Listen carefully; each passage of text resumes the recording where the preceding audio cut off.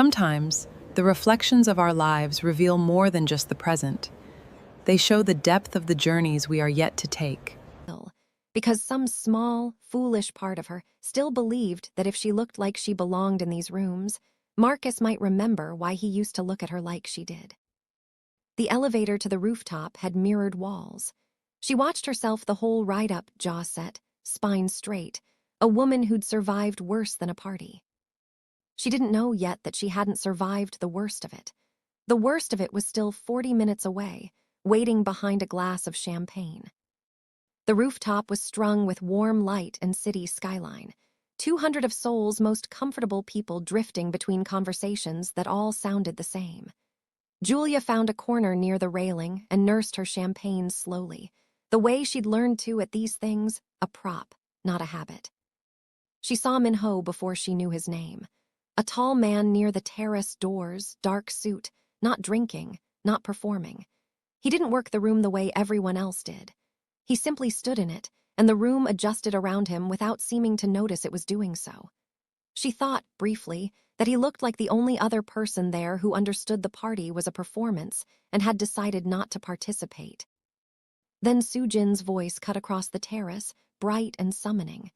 "Marcus, bring your sister over. I want her to hear this." Julia's stomach dropped before her brain caught up to why. She crossed the terrace on instinct, the way you walk toward your name being called even when something in your chest is already screaming that it's a trap. Marcus turned to her with an easy smile, the kind he used to save only for her. "There she is," he said, and slid an arm around Soo-jin's shoulder instead. "Everyone, this is my sister." The word landed before the sentence finished. Julia felt it hit somewhere just under her ribs. "My sister," he said again, warmer this time, performing it now. "She gets intense, overprotective, the whole older sibling thing comes with the territory." Soo-jin laughed like wind chimes, bright, practiced, built for exactly this kind of room. A few guests laughed with her. Someone asked Julia, not unkindly, if she'd always been so protective of her little brother, and Julia realized with a slow, cold clarity that this wasn't the first time Marcus had told this story. It was rehearsed. It had an audience that already believed it. 6 years ago, this same man had knelt in her father's hotel lobby, ring in hand, and promised her forever in front of the staff who'd known her since she was a child. She had sold her share of that hotel, her name on the deed, her inheritance, to cover the losses from an investment he'd sworn would triple their money inside a year. She had followed him across an ocean because she didn't know how to stop loving someone who was quietly, methodically, learning how to stop loving her back. And now she was his sister, a footnote, a joke that made a room full of strangers laugh. She set her glass down on a passing tray. Her hand didn't shake. She would think about that later, be almost proud of it, that her hand didn't shake even as something in her chest folded in on itself. She didn't make a scene. She simply turned and walked toward the elevator, heels echoing against marble that had probably cost more than her father's entire hotel had been worth before Marcus's decision hollowed it out to nothing. She didn't see the man near the terrace doors set down his own glass, untouched, and follow her with his eyes until the doors closed. She had no idea that the most dangerous man in Seoul had just decided he wanted to know her name. She still remembered the day he proposed, 6 years ago, in the lobby of her father's hotel, the real one, before any of this. He'd gotten down on one knee in front of the front desk staff, who'd known her since she was 12, in front of her father, who'd stood there with his arms crossed, and his eyes wet even though he'd never admit it. Marcus had been 24 then, nervous in a way she'd never seen him be again, stumbling over the speech he'd clearly rehearsed 100 times in the mirror.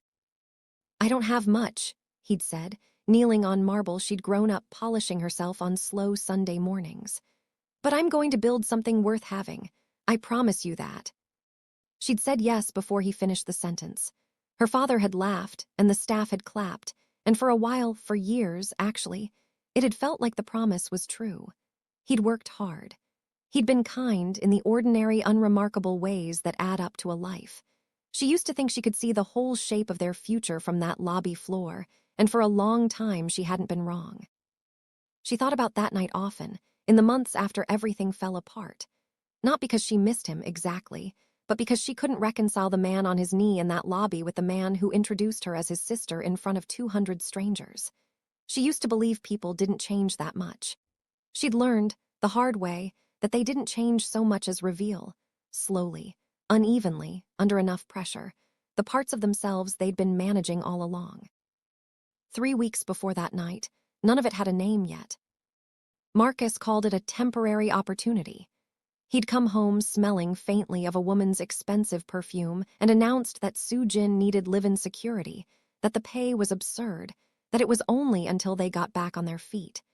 He said it the way he said everything since the hotel, fast, certain, allergic to eye contact. Julia said yes. Saying no had stopped being something she could afford somewhere around the 3rd month of watching her father's life's work get sold off in pieces. She still remembered the call with her father, months earlier, his voice steady even as he told her not to worry about the hotel, that things happen, that he'd rather lose the building than lose her to guilt over it. She hadn't believed him. She still didn't, not really. A man doesn't build something for 30 years and mean it when he says losing it doesn't matter. The hotel was gone because of a deal Marcus had chased on the word of a broker who promised guaranteed returns, a broker Julia realized, months too late, she had never once met in person. Just a name on paperwork Marcus signed alone, at a kitchen table, while she was at the hospital handling something else entirely. She got Marcus the interview with Soo-jin herself. Sat across from the woman in a marble office that smelled like money and sold her fiancé as if he were the last good thing she had left to offer anyone. He was. She just didn't know yet that he wouldn't stay that way. The morning after the gala, Julia didn't cry. She'd promised herself somewhere around the 3rd time, Marcus came home with a story that didn't quite add up, that she wasn't going to be the kind of woman who cried over a man who had stopped choosing her long before he said it out loud in front of 200 strangers. She had a follow-up appointment that morning for a wrist she'd sprained moving boxes into their new, smaller apartment. The one Marcus swore was just until things settled. She crossed the street outside the clinic, still hearing Soo-jin's laugh, still hearing the word sister land over and over, when a black sedan didn't quite stop in time. She didn't remember hitting the ground. She remembered hands, steady, unhurried, certain, checking her pulse before anyone else had even reached the curb. A low voice giving orders to someone she couldn't see. Get her inside. Now, call ahead, I want the head of orthopedics, not a resident. She opened her eyes to a face that didn't belong to a man who panicked. Sharp jaw, ink climbing just visible out of his collar. Eyes that studied her like a problem he intended to solve correctly the first time and every time after. You're going to be fine. A fact, not a comfort. I don't tolerate mistakes with people's safety, least of all in my car. It wasn't your fault, she managed, through the ringing in her ears. I didn't say it was. That was the first time she heard Minho speak. She didn't know his name yet. She didn't know that half of Seoul lowered its voice when it said it. He told himself he came to the hospital because a man in his position couldn't afford loose ends. A woman injured by his car, however minor, however clearly not his fault, was a loose end until he confirmed she wanted nothing from him. That was the story he told himself the first visit. By the 2nd, he'd stopped pretending he needed a reason. By the 4th, he'd stopped bothering to invent one at all. She didn't fawn over him. She didn't seem to know or care who he was, a fact that unsettled and fascinated him in equal measure. Because everyone he'd met in 15 years knew exactly who he was before they said a single word to him. She talked to him like a man who'd hit her with a car and owed her a conversation about it. Nothing more, and something about her flat, unimpressed honesty undid something in him that 6 years of carefully managed power had never once touched. You don't have to keep coming, she told him on the 4th visit, arms still in a sling, hair pulled back in a way that made her look younger and more tired at once. I know. Then why do you? He didn't answer that. He set a folder on the tray table instead, new lease paperwork, an apartment twice the size of the one she shared with Marcus, paid through the end of the year, her name the only one on the lease. I'm not taking that. It's not a gift, it's compensation. My car, my liability. You already paid the hospital bill. Call it insurance, he said, against me being wrong about how this ends. She didn't take the keys that day. She thought about them for a week, turning the offer over the way you turn over something you're afraid to want. She came home from the hospital to an apartment stripped of Marcus's things before she even knew he'd started packing. His note was 4 lines. No apology in it, only logistics, where his things had gone. That Soo-jin's family had offered him a position with real prospects. That he hoped she'd understand, eventually. As if understanding were a destination she'd simply forgotten to book a ticket for. She sat on the floor of that half-empty apartment for a long time. Not because she was shocked. She'd known, somewhere under the part of her that kept hopping anyway, since the moment he called her his sister and didn't flinch. She thought about calling her father. She didn't. There was nothing left to protect him from that he hadn't already lost, and she wasn't ready to be the one who told him the last of it had gone too. Not the money this time, just her. Her phone buzzed, not Marcus. Min-ho, the offer stands. No strings, just somewhere safe to land. She looked around the apartment that no longer held a single trace of the life she'd sacrificed everything to build. And for the first time in longer than she could remember, she let herself want something simply because it was good for her, not because it was owed to someone else. Julia, send me the address. If you've ever had to rebuild somewhere far from home, drop where you're watching from tonight, Queens. I want to know who's out there starting over with me. The new apartment came with something Julia hadn't asked for, proximity. A driver appeared for a job interview she hadn't told anyone about. A car showed up the one afternoon it rained. A man who introduced himself only as Officer Han began standing outside her building at odd hours, never explaining himself, never needing to. She noticed the way other people in the building seemed to know his name without being told, the way the doorman straightened slightly whenever Officer Han passed. She confronted Min-ho about it over coffee he'd insisted on buying. In a cafe 2 blocks from an office building she was starting to suspect he owned outright. You're having me watched. I'm having you protected. There's a difference. Not from where I'm sitting. He didn't argue the point. He turned his cup a slow half-circle instead. A habit she was learning meant he was choosing his next words with more care than usual. You told me your family lost a hotel, he said. To debt. Marcus's debt, not mine. What was it called? She frowned at the shift, something in his tone she couldn't quite place. The Julia Bless. My father named it after me, actually. Why? Something crossed his face. Small, controlled, gone almost before she caught it. No reason, he said. She didn't believe him. She let it go anyway, because she wasn't ready yet for whatever that look meant, and some part of her, the part still healing from Marcus's silence at the worst moment of her life, needed one more week of simply being safe before she went looking for the next thing that might take it from her. She saw a piece of his world for the first time on a Tuesday. She hadn't planned on seeing anything at all.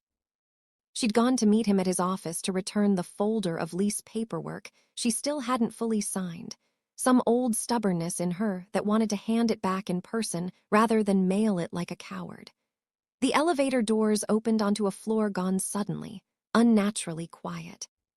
She heard his voice before she saw him, low, flat, a register she hadn't heard from him before. A man in an expensive suit stood across from him, sweating in a way that had nothing to do with the temperature, apologizing for something Julia didn't understand and didn't want to. You had one job, Min-ho said, not raising his voice at all. Keep the numbers honest, you didn't. Please, I can fix it. I can make it right. You'll return what you took, all of it, and you'll do it by Friday. A pause, precise as a held breath. I am being generous because it's the first time. There will not be a second time to be generous about. The man left so fast, he nearly walked into Julia at the elevator. He didn't look at her. He looked like a man who'd stopped seeing anything except the door.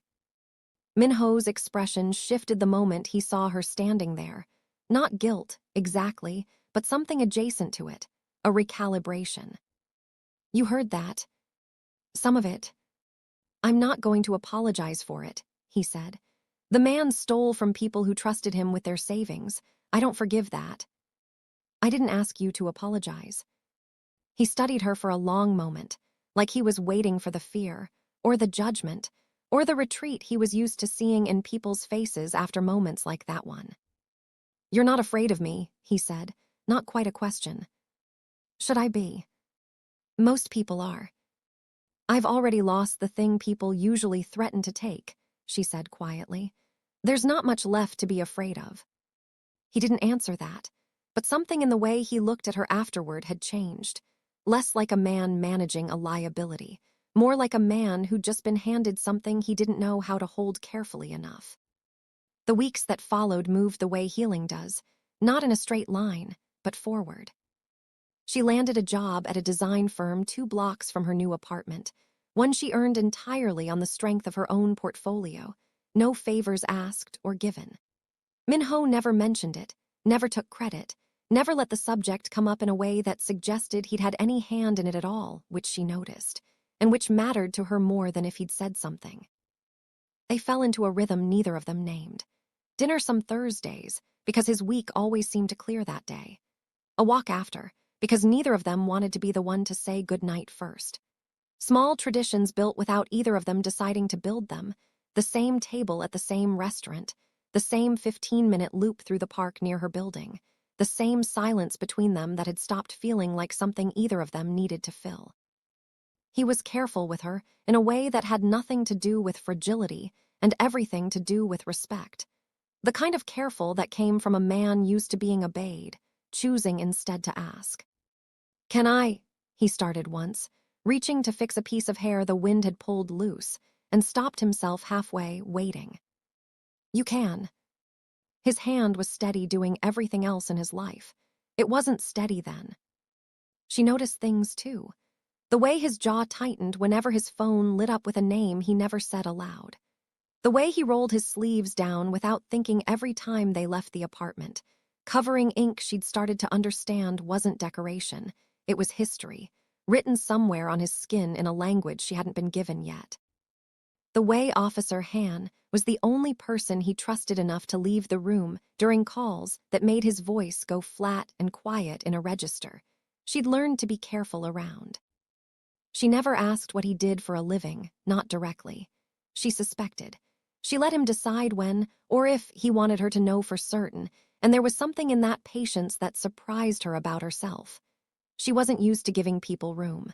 Marcus had taught her, without meaning to, that room was something people took from you the second you stopped guarding it. He invited her to his home for the first time not long after that. Not the penthouse she'd assumed a man like him would keep, but a quieter house on the edge of the city, older, full of the kind of furniture that had been chosen once and never replaced because it had never needed replacing. This was my grandmother's, he said, when she ran her fingers along the edge of a low wooden table in the sitting room. Most of what I inherited, I had to clean up or shut down. This is one of the few things I inherited that didn't need fixing.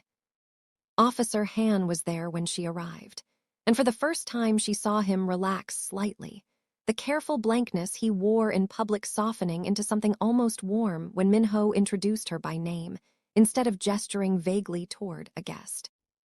He talks about you, Officer Han said, setting down a tray of tea before retreating toward the door, more than he thinks he does.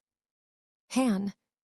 I'm going, Officer Han said, already gone, and Julia caught the corner of Min-ho's mouth almost lifting into something like embarrassment, an expression she hadn't known his face was capable of making. They sat on the floor by the low table, tea going cold between them, and for a while neither of them said much of anything.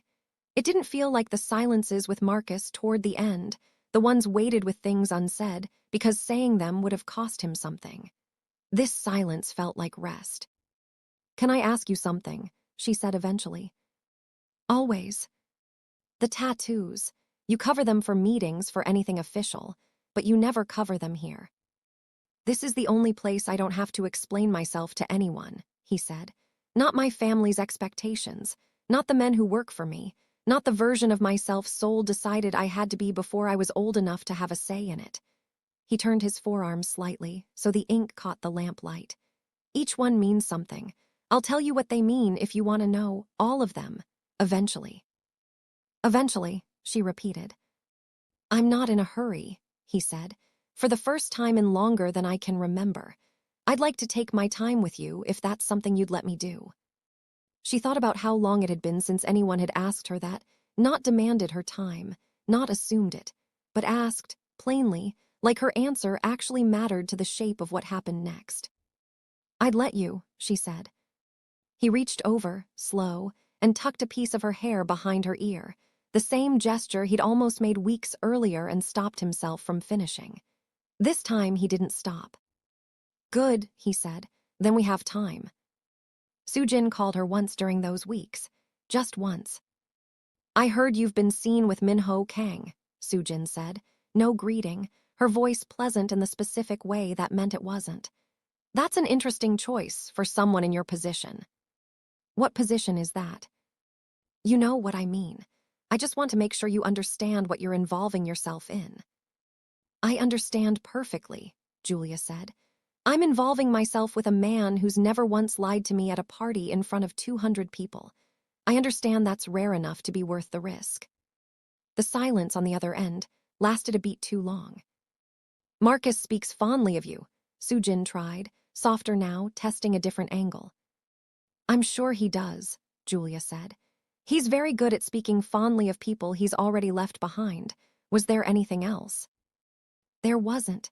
Julia hung up first and didn't think about the call again until much later, when she understood exactly why Soo-jin had been so eager to know how close she'd gotten to Min-ho. Have you ever had someone try to warn you off a good thing because it was inconvenient for them? Tell me about it in the comments, Queens. The first time she understood exactly what Min-ho was, and exactly what that meant for her, came on a night she hadn't expected trouble at all. She was walking home from the design firm, later than usual, cutting through the alley behind her building the way she always did, when a man stepped out from beside the dumpsters like he'd been waiting there for a while. He wasn't dressed like someone who belonged in that alley expensive coat, gold watch, the kind of practiced calm that made her stomach drop before he'd said a single word. Julia Bless, he said, like he was confirming an appointment. You've been spending a lot of time with Min-ho Kang. Who are you? Someone who thought you should understand what you're standing next to. He smiled, not unkindly, which somehow made it worse. Men like him don't keep people around out of sentiment. He'll use you exactly as long as you're useful, and when you're not, you'll find out how quickly Seoul can forget a person ever existed. Her pulse was loud in her ears, but her voice came out steadier than she expected. Is that a threat? It's a courtesy. Consider it a professional curiosity that his family extends to yours. He glanced past her shoulder, and something in his expression shifted, not fear exactly, but recalibration, the same way Min-ho's had the day she'd caught him mid-conversation with the man who'd stolen from his fund. She turned. Min-ho was already crossing the alley toward them, and she understood, watching the way the stranger's posture changed, that he'd known this man's face before she'd finished turning around. You have 30 seconds to explain why you're speaking to her, Min-ho said. His voice hadn't risen at all. It didn't need to. Just introducing myself. No harm done. You don't get to decide what harm was done. She does. He didn't look away from the man, but his hand found the small of Julia's back, steady, grounding, an anchor she hadn't realized she needed until it was there. Leave, and tell whoever sent you that if they have business with me, they come to me. They don't come near her again. The man left without another word, faster than the courtesy in his voice had suggested he was capable of. Min-ho didn't relax until the alley was empty, and even then, only slightly. Are you hurt? He asked, turning to her fully now, hands hovering like he wasn't sure yet whether he'd earned the right to touch her. I'm fine, startled, not hurt. She studied him, the tight line of his jaw, the careful stillness he was holding himself in. Who was that? Someone testing whether you're a weakness they can use against me. He exhaled, slow, deliberate, like he was putting something back in its place by force of will. I should have told you this could happen.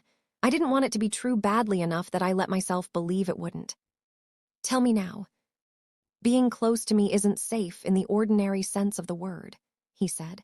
I can protect you from most of it. I can't promise you'll never stand in an alley across from a man like that again. She thought about it for a moment, really thought about it, the way she hadn't let herself think about anything since Marcus, weighing a decision with her whole chest instead of just the parts of her that were still hopping for something easy. I've already survived the version of my life where the person who was supposed to protect me didn't, she said finally. I'd rather take my chances with the version where he actually tries. Something in his face broke open, just slightly, just for a second, the closest she'd seen him come to looking unguarded. Then I'm going to keep trying, he said, for as long as you'll let me. Marcus found her outside her building on a Sunday, thinner than she remembered. The confidence that used to hang on him like a well-tailored suit gone slightly threadbare at the edges. You look good, he said. Better than you should, honestly. What do you want, Marcus? Soo-jin's family, it's not what I thought it'd be. There's rules, conditions, things I didn't understand I was signing up for until I was already in it. You knew exactly what you were signing up for, she said. You just didn't think you'd have to pay for it. He flinched, and for a second she saw the man underneath, the one who'd let her be humiliated in front of 200 strangers. The man who used to bring her coffee before she asked for it, who used to sit in her father's lobby doing homework at 16 because he liked the noise of the place. It didn't move her the way it might have once. It just made her sad, in a distant, closed-door kind of way. I'm sorry, he said. For the gala, I should have corrected it, You just didn't. I'm asking you to understand. I understand perfectly, she said. You needed me to disappear so you could look better standing next to someone new. I'm not angry anymore, Marcus. I just don't need you to explain it to me. I already lived it. Is it true, he asked, quieter now, about you and him? That's not a conversation you get to have with me anymore. She walked past him into her building, and for the first time since Seoul, she didn't feel his absence behind her like a wound. She felt it like a door closing correctly, finally, on its own hinges. Minho heard about Marcus's visit before Julia told him. That, more than anything, was what finally cracked something open between them. You had someone watching me talk to him, she said, not a question. When she brought it up over dinner 2 nights later. Yes. I told you I didn't want. I know what you told me. His voice stayed even, but something underneath it didn't. I also know what he did to you at that gala. I was there, Julia. She went still. You were at the gala. I watched you walk out of that room with your head up while 200 people laughed at a lie somebody else told about you. He set his cup down carefully, like the gesture itself needed managing. I decided that night I wanted to know your name. I did not expect to still be sitting across from you 3 months later, wanting more than that. The restaurant had gone quiet around them, or maybe it just felt that way. Say what you're actually trying to say, she said, quiet. I don't do this, he said. Careful, slow, asking permission before I touch your hair. I run an organization that does not forgive weakness, and somehow the only place I feel like I'm doing something right is sitting across from a woman who owes me nothing and still lets me try. Minho. I need you to know something before this goes any further, he said, and something in his tone made her chest tighten in a way that had nothing to do with romance. About the hotel. If you've ever felt someone finally say the thing they'd been circling for weeks, comment the moment it hit you. I read every single one, Queens. The Julia Bless, he said, hands flat on the table like he needed the anchor of it. I looked into it after you told me the name. My legitimate businesses are clean, Julia. I've made sure of that for years. But not all my family's old holdings were, before I took full control and cleaned them out one by one. 3 years ago, one of them ran an investment fund. It pulled people in with guaranteed returns, high-risk positions dressed up to look safe, structured to fail just slowly enough that it looked like bad luck instead of design. Fail and force a sale to a buyer who was already waiting. Her stomach dropped. What are you telling me? That fund was mine before I knew what it was being used for. I shut it down a year later, too late for your father, I imagine. I didn't know his name until you told me the hotels 2 weeks ago. I've spent every day since trying to find the right way to say this to you. You're saying your organization. Not me, not directly. I didn't sign a single document that touched your family, but it was my house's name behind the fund. My family's structure, my family's money, laundering itself through good intentions I hadn't yet earned the right to claim. His jaw tightened. And the buyer waiting to pick up the pieces afterward was a shell company tied to Soo-jin's family. The room tilted. The broker Julia had never once met in person. The returns too good to have ever made sense. The hotel gone in a single season, when a hotel like that, built over 30 years, weathering 2 recessions, should have taken years to fail on its own. It wasn't only Marcus's decision that sank us, she said slowly, the pieces sliding into place with a click she could feel in her chest. It was already rigged to fail, before he ever signed a single form. Yes. And you're telling me this because I would rather you hate me for the truth than love a version of me that was built on a lie, Minho said. I watched what a lie like that cost you once already. I'm not going to be one more person who lets you find out too late. She didn't say anything for a long moment. She thought about her father on the phone, telling her not to worry, that things happen. She thought about years spent quietly believing the collapse had been purely a weak man's failure, a bad bet, a moment of greed, when some of it had been architecture, built by people with far more power than either she or Marcus had ever had. Did you know about Soo-jin's family? She said finally, when you started visiting me in the hospital. No, I found the connection 3 weeks ago. I've been trying to find the right way to tell you since, and there wasn't one, so I'm telling you badly instead of not telling you at all. There isn't a right way to tell someone the man protecting her is tied to the reason her family lost everything. No, he agreed. There isn't. I told you anyway. You deserve the truth more than I deserve your comfort. She didn't see him for 6 days. Not because she was punishing him. Because she needed to sit with something true for once, without anyone managing how she felt about it. Not Marcus's excuses. Not Soo-jin's performed innocence. Not even Minho's careful, unflinching honesty.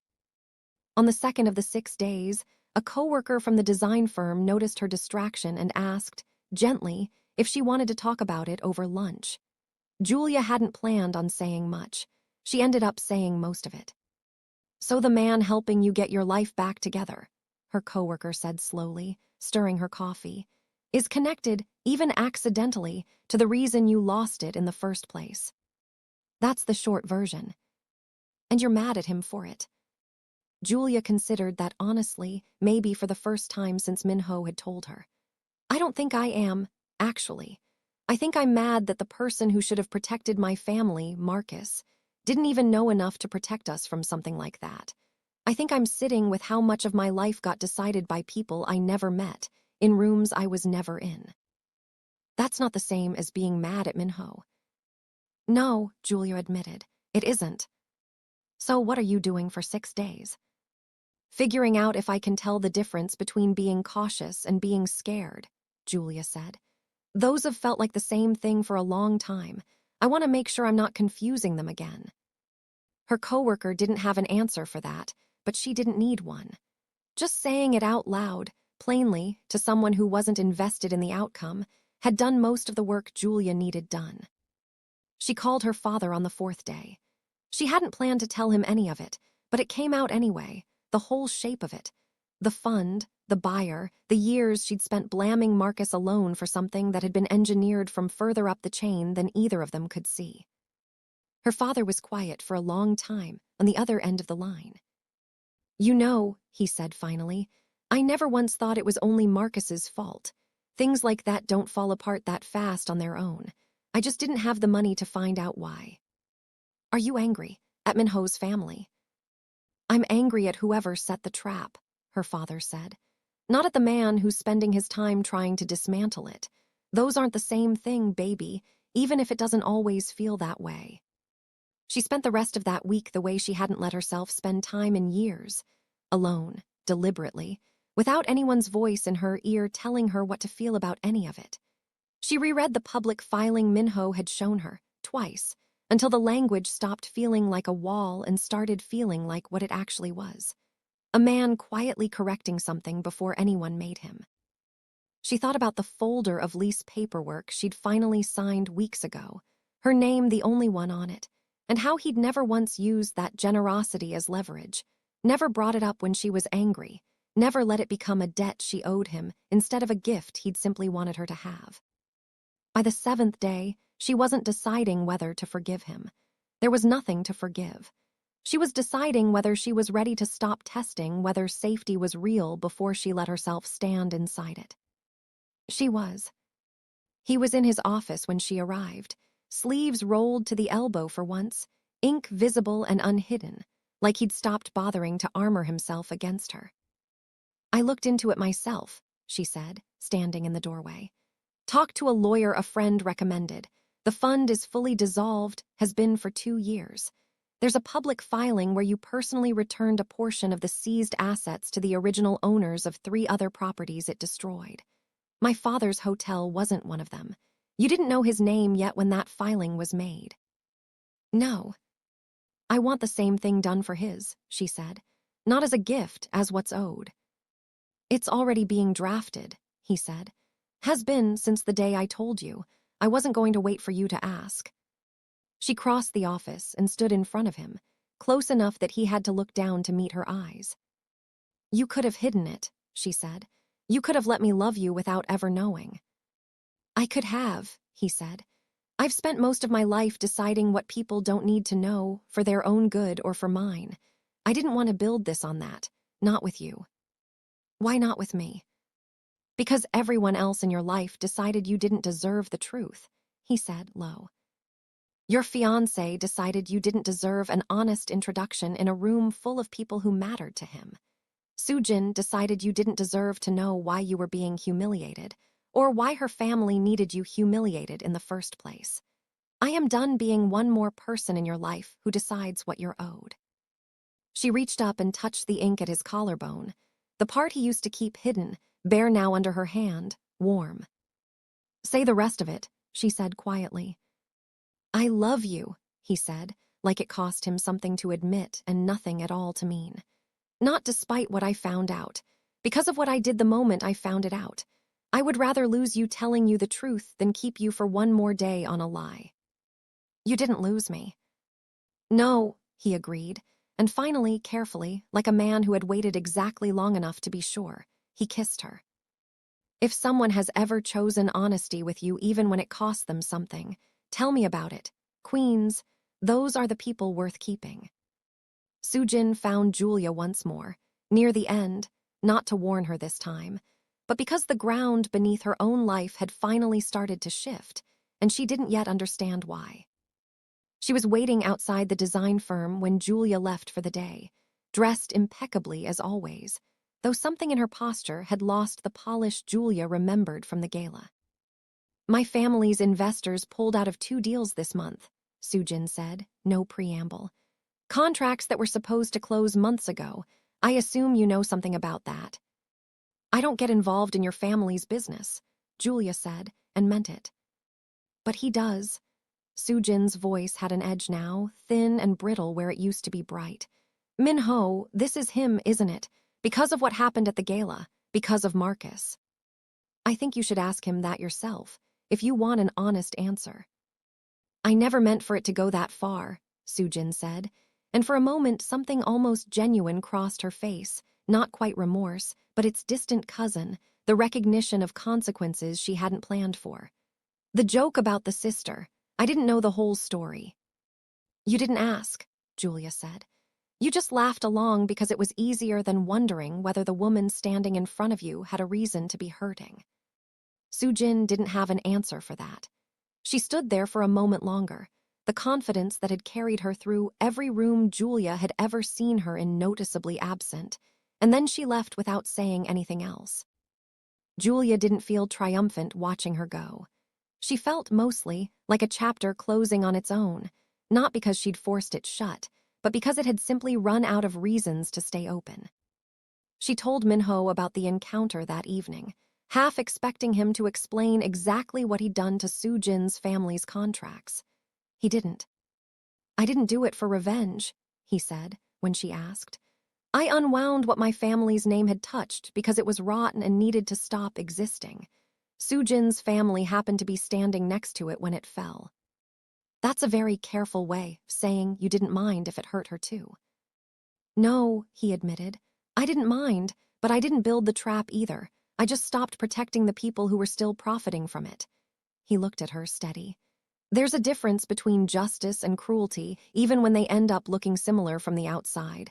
I try to stay on the right side of that line. I don't always succeed, but I try. She believed him, not because he'd earned blind trust. She wasn't in the business of giving that away anymore, but because every time she'd tested that claim against what she could actually verify, it had held. If you've ever had to sit with an uncomfortable truth before you could trust the good things standing next to it, tell me how long it took you. Queens, I read every comment. In the weeks after she moved back into a life that finally felt entirely her own, Julia found herself doing something she hadn't done since before the hotel, before Marcus, before any of it. She started sketching again, just for herself. No client brief attached, no deadline waiting. Minho found one of the drawings once, left open on her kitchen table, a rough sketch of the hotel lobby as she remembered it from childhood. You never told me you drew, he said. I stopped for a while, didn't feel like there was anything worth drawing. And now? She looked around the apartment, his coat over the back of her chair, Officer Hand's voice faint through the door reminding him of a meeting he was deliberately ignoring. The whole ordinary, unremarkable shape of a life that finally belonged to her. Now there's plenty, she said. Her father flew to Seoul 2 months before the reopening, insisting he wanted to see the property himself before he'd sign a single restored deed.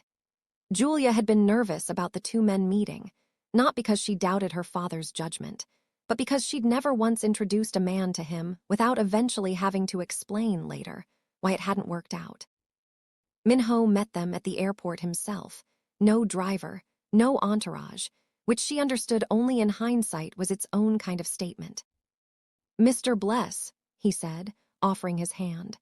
Thank you for trusting me with something that matters this much to your family. Her father studied him for a long moment. The same unhurried, evaluating look he used to give hotel contractors who promised more than their quotes could reasonably deliver. My daughter tells me you run a complicated business, her father said finally. I do. She also tells me you told her the truth about it before you had to, before it was convenient. I did. That's more than the last man managed, her father said, and he had considerably less to lose by being honest. He shook Minho's hand, firm, final, the closest thing to a blessing the moment needed. Let's go see what's left of my hotel. Over dinner that night, her father asked Minho more questions than Julia had braced herself for, about the fund, about what had been done to unwind it, about whether other families had been made whole the way theirs was being made whole.